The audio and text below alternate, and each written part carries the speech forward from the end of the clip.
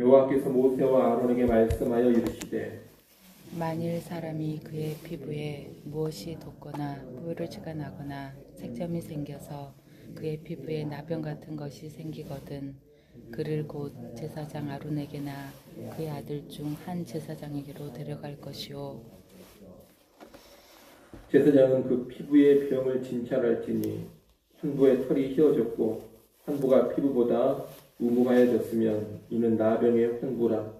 제사장이 그를 진찰하여 그를 부정하다 할 것이요 피부에 색점이 희나 우무하지 아니하고 그 털이 희지 아니하면 제사장은 그 환자를 이레 동안 가두어 둘 것이요 이레 만에 제사장이 그를 진찰할지니 그가 보기에 그 환부가 변하지 아니하고 병색이 피부에 퍼지지 아니하였으면 제사장이 그를 또 이레 동안을 가두어 둘 것이며 이레 만에 제사장이 또 진찰할지니 그 환부가 엷어졌고 병색이 피부에 퍼지지 아니하였으면 피부병이라.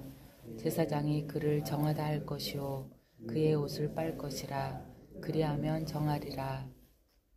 그러나 그가 정결한지를 제사장에게 보인 후에 병이 피부에 퍼지면 제사장에게 다시 보일 것이요 제사장은 진찰할지니 그 병이 피부에 퍼졌으면 그를 부정하다 할지니라. 이는 나병임이니라. 사람에게 나병이 들었거든 그를 제사장에게로 데려갈 것이요 제사장은 진찰할지니 피부에 흰 점이 돋고 털이 휘어지고 거기 생살이 생겼으면 이는 그의 피부에 오랜 나병이라.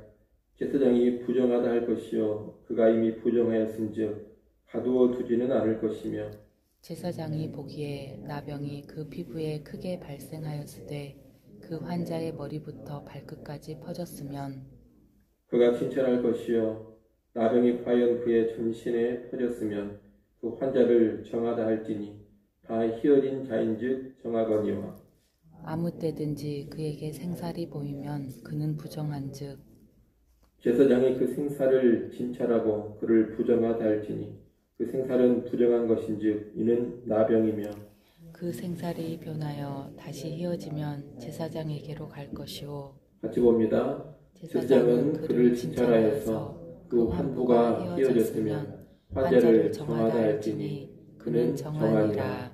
아멘. 레위기 13장과 14장은 극도로 부정하게 여겨지는 나병의 진단과 나병 환자 처리 규정을 알려주고 있습니다. 우리말 성경에는 나병으로 번역을 했습니다만 썩 좋은 번역은 아닙니다. 나병으로 번역된 단어는 까라트라는 히브리어 단어인데 악성 피부병 또는 악성 곰팡이를 총칭하는 단어입니다. 물론 이 악성 피부병 안에 나병이 포함될 수도 있겠습니다만 짜라트를 나병으로만 번역하는 것은 정확한 번역은 아니라 하겠습니다. 하지만 우리말 성경에 나병으로 번역이 되어졌기 때문에 모두 일단 나병이라는 표현을 그냥 쓰겠습니다. 오늘 본문 1절부터 3절은 나병의 증상으로 피부와 털이 하얗게 되는 백반증을 동반한 우묵해진 피부를 말하고 있습니다. 이런 증상이 있으면 제사장은 나병으로 규정하고 그를 부정한 사람으로 선언합니다. 4절로 8절은 피부병 증상이 있지만 나병은 아닌 경우를 설명합니다. 제사장은 피부병이 발생하기는 했지만 앞서 1절부터 3절에서 언급한 증상과 일치하지 않는 경우 2주의 기간 동안 피부병의 진행 경과를 보면서 나병인지 아닌지를 규정하라고 합니다. 나병 증상으로까지 발전하지 않으면 정한 것으로 규정하고 입고 있는 옷을 빠는 것만으로 정하게 됩니다. 나병 증상이 아닌 피부 질환은 심각한 부정이 아닌 옷만 빨면 되는 가벼운 부정으로 간주를 하는 겁니다. 하지만 나병 증상으로 파악이 되면 부정한 사람으로 선언이 됩니다. 9절부터 17절은 또 하나의 나병 증상을 말합니다. 제사장이 살펴서 환자의 피부와 털이 휘어지고 동시에 피부병 부위에 생살이 생겨나면 나병으로 규정되어서 부정한 자가 됩니다. 이상의 내용을 종합하면 나병의 증상은 흰색 얼룩의 점과 흰 털에 우묵하게 들어간 피부, 그리고 환부의 생살입니다. 이렇게 나병으로 판명되어 부정한 자가 되면 이스라엘 진영 밖으로 추방되고 격리됩니다. 하지만 뒤에 보겠지만 이 나병이 치료되면 진영 밖에서 제사장에게 완치 판정을 받고 다시 진영으로 복귀할 수가 있습니다. 이상과 같은 나병, 곧 악성 피부병을 진단하고 규정하는 이 규례를 통해서 우리는 다음 두 가지를 생각해 보게 됩니다. 첫째, 정함과 부정함의 기준을 잘 알고 정확한 진단, 판단을 내려야 한다는 것입니다. 하나님은 무엇이 나병의 증상인지를 알려주시고 제사장으로 하여금 판별하게 하셨습니다. 나병 증상이 명확하지 않을 때에는 일주일간 격리한 후에 다시 살피고 또 일주일간 격리한 후에 다시 살피도록 하셨습니다. 그만큼 신중하게 판단하게 하신 겁니다. 이 신중한 판단을 통해서 심각한 나병 증상을 나병이 아닌 것으로 가볍게 판단하거나 반대로 나병이 아닌 것을 나병으로 쉽사리 판단하지 않도록 하신 겁니다. 우리는 이 지침의 원리를 따라 오늘날에도 개인과 교회의 삶에서 죄와 부정을 신중하게 판단할 줄 알아야 할 것입니다. 하나님은 성경을 통해서 무엇이 죄인지, 무엇이 하나님의 뜻을 거스르는 일인지를 알려주셨습니다. 그러니 우리는 먼저 성경을 통해 그 기준들을 정확하게 알아야 합니다. 그리고 우리 개인의 삶과 교회의 모습을 그 기준을 가지고서 면밀히 살필 수 있어야 합니다. 본문에 따르면 나병의 증상을 판단하는 것은 제사장이 하도록 되어 있습니다. 제사장은 상당한 분별력과 신중함을 가지고서 판단을 정확하게 해야 하는 것입니다. 오늘날 신약시대에는 우리 성도들이 제사장이고 교회 안에서는 목회자가 제사장적인 역할을 감당한다고 볼 수 있습니다. 따라서 신약시대에는 성도들 한 사람 한 사람이 죄와 부정에 대한 하나님의 뜻을 잘 알고 자신의 삶을 잘 살피는 가운데 죄와 부정이 자기 삶에 틈타지는 않았는지, 또한 교회에 죄와 부정한 것이 들어오지는 않았는지를 유심히 살펴야 합니다. 특별히 이런 일과 연관해서 교회 안에 목회자의 책임이 크다 하겠습니다. 목회자는 더욱더 민감한 분별력과 신중함을 가지고서 자기 자신을 비롯한 성도들과 교회의 모습을 잘 살펴야 하는 겁니다. 그런 가운데 심각한 문제를 일으킬 죄를 가볍게 여기고 대수롭지 않게 넘기지 않도록 해야 합니다. 반대로 사소한 문제를 너무 심각하게 다루면서 큰 문제로 만들지도 않아야 합니다. 또한 죄가 아닌 것을 성급하게 죄로 규정하거나 죄인 것처럼 몰아가는 행태를 보여서도 안 되고, 명백한 죄를 죄가 아닌 것으로 덮어버리고 무시해서도 안 됩니다. 여러분, 우리의 삶을 잘 한번 돌아보셔야 됩니다. 또 교회 안의 모습도 여러분이 잘 살펴보셔야 됩니다. 혹시라도 심각한 죄인데 대수롭지 않게 여기고 방치하는 것들이 있지는 않는가?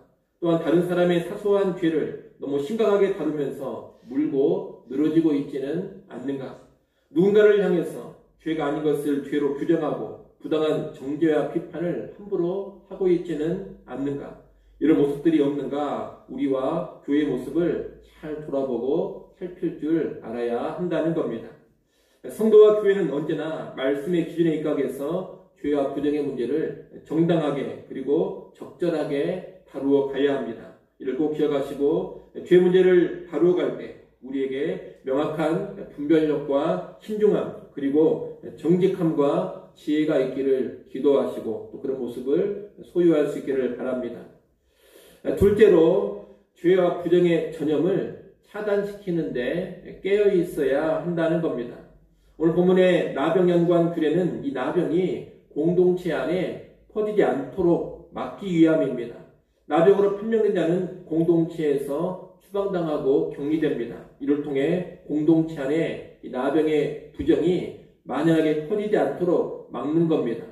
하나님은 하나님의 백성들의 공동체에 죄와 부정이 퍼져나가는 것을 원치 않으십니다. 그래서 하나님은 이 나병의 정결 규례를 통해 부정한 것이 이스라엘 공동체 안에 자리 잡고 퍼져나가서는 안 된다는 것을 가르쳐주고 계시는 겁니다.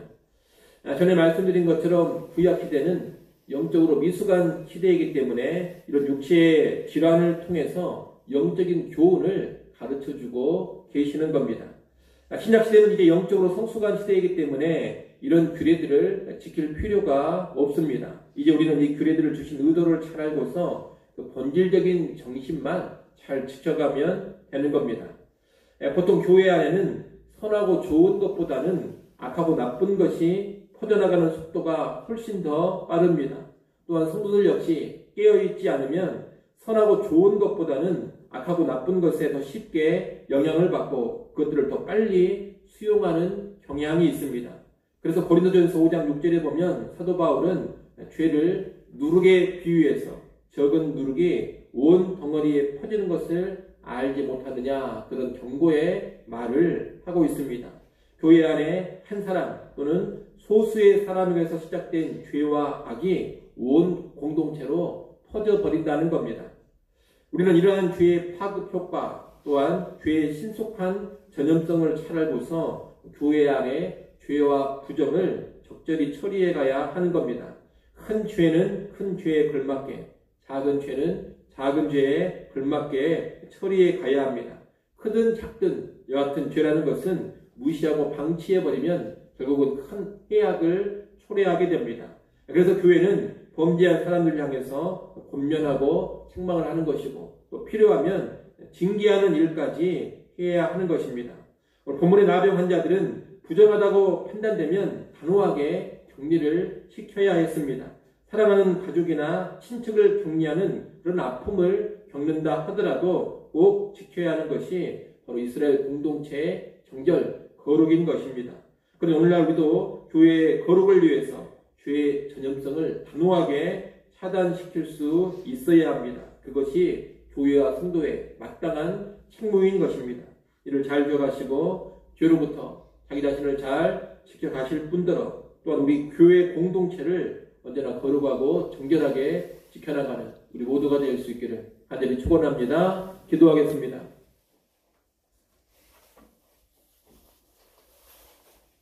아버지 하나님, 나병의 규례를 보았습니다.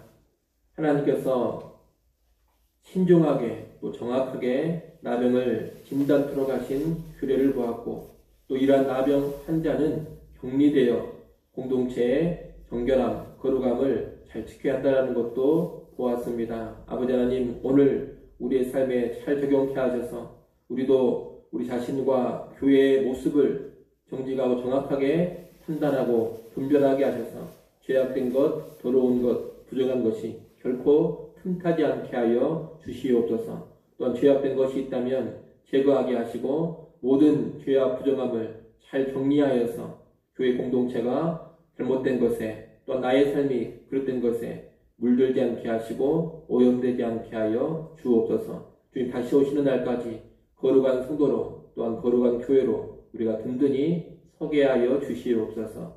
아버지 하나님, 이 시간 하나님께 나와 엎드려 기도합니다. 우리의 기도 소리를 들으시고 은혜와 긍휼을 베풀어 주시옵소서. 하늘 하나님 앞에 늘 겸손하게 엎드려 하나님을 의지하게 하시고 나의 힘과 능력과 지혜가 아니라 하나님의 은혜를 힘입어 살고자 하는 겸비함을 늘 보이게 하여 주시옵소서. 오늘 하루도 늘 하나님과 함께하고 동행하고 의지하는 삶 살기를 원하오며 예수님의 이름으로 기도드리옵나이다.